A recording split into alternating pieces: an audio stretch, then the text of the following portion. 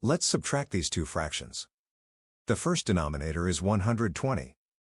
The second denominator is 8. Use the other denominator, 8, to scale the first fraction. Write 11 times 8 over 120 times 8.